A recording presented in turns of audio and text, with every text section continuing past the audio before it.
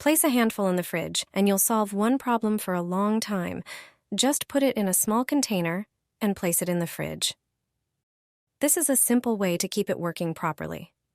For even better results, try this clever trick. Tear off 5 pieces of paper towel and fold them as shown in the video. Then, prepare a small bowl, add 1 tablespoon of baking soda and 1 tablespoon of salt. Mix them together.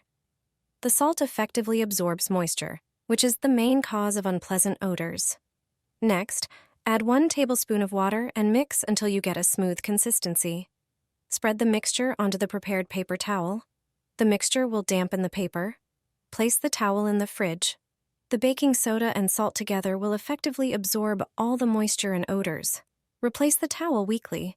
I've been using this method for years, and I never have unpleasant smells in my fridge.